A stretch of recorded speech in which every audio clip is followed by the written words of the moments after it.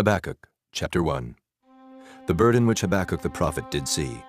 O Lord, how long shall I cry, and thou wilt not hear? Even cry out unto thee of violence, and thou wilt not save. Why dost thou show me iniquity, and cause me to behold grievance?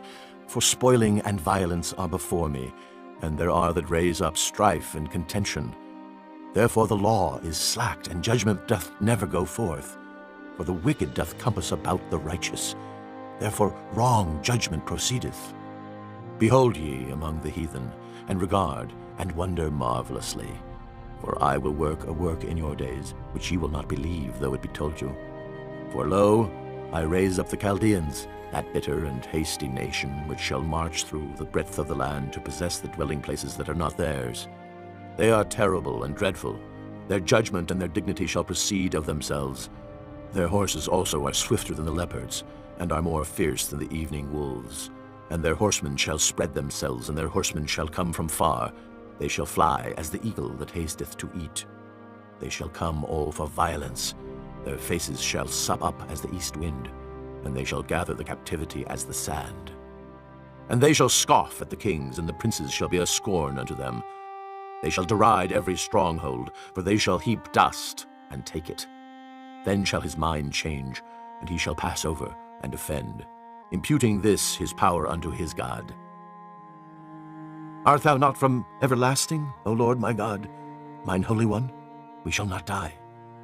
O Lord, thou hast ordained them for judgment, and, O mighty God, thou hast established them for correction. Thou art of purer eyes than to behold evil, and canst not look on iniquity. Wherefore lookest thou upon them that deal treacherously, and holdest thy tongue, when the wicked devoureth the man that is more righteous than he? And makest men as the fishes of the sea, as the creeping things that have no ruler over them. They take up all of them with the angle. They catch them in their net, and gather them in their drag. Therefore they rejoice and are glad. Therefore they sacrifice unto their net, and burn incense unto their drag, because by them their portion is fat, and their meat plenteous.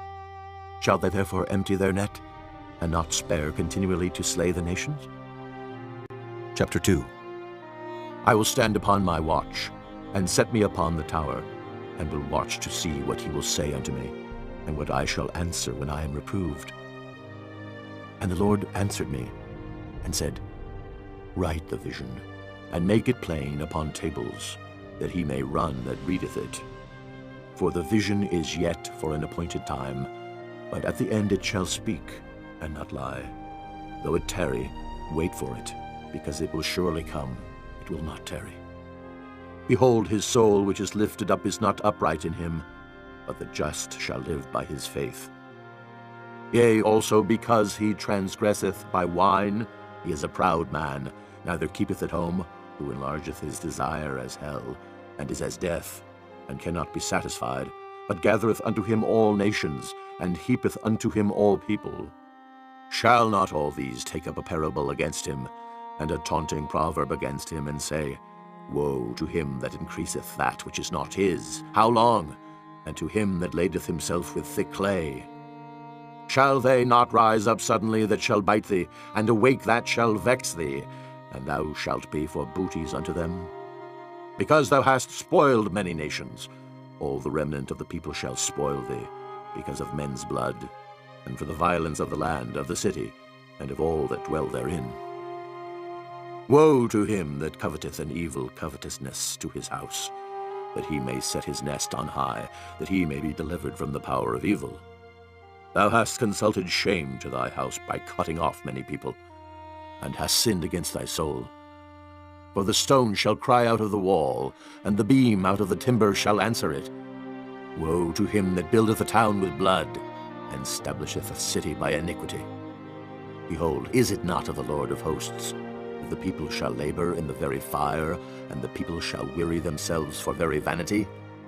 For the earth shall be filled with the knowledge of the glory of the Lord, as the waters cover the sea.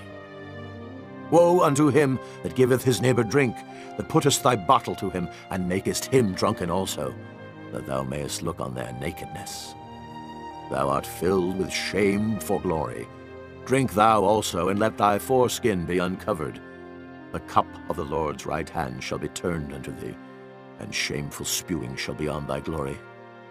For the violence of Lebanon shall cover thee, and the spoil of beasts, which made them afraid, because of men's blood, and for the violence of the land, of the city, and of all that dwell therein. What profiteth the graven image that the maker thereof hath graven it? The molten image, and a teacher of lies, that the maker of his work trusteth therein to make dumb idols? Woe unto him that saith to the wood, Awake! To the dumb stone, Arise, it shall teach. Behold, it is laid over with gold and silver, and there is no breath at all in the midst of it. But the Lord is in his holy temple. Let all the earth keep silence before him. Chapter 3. A prayer of Habakkuk, the prophet, upon Shigionoth. O Lord, I have heard thy speech and was afraid. O Lord, revive thy work in the midst of the years. In the midst of the years make known. In wrath remember mercy. God came from Teman, and the Holy One from Mount Paran, Selah. His glory covered the heavens, and the earth was full of his praise. And his brightness was as the light. He had horns coming out of his hand, and there was the hiding of his power. Before him went the pestilence, and burning coals went forth at his feet. He stood and measured the earth. He beheld and drove asunder the nations, and the everlasting mountains were scattered. The perpetual hills did bow. His ways are everlasting. I saw the tents of Cushan in affliction, and the curtains of the land of Midian did tremble. Was the Lord displeased against the rivers? Was thine anger against the rivers? Was thy wrath against the sea, that thou didst ride upon thine horses and thy chariots of salvation? Thy bow was made quite naked, according to the oaths of the tribes, even thy word. Selah. Thou didst cleave the earth with rivers. The mountains saw thee, and they trembled. The overflowing of the water passed by. The deep uttered his voice, and lifted up his hands on high. The sun and moon stood still in their habitation.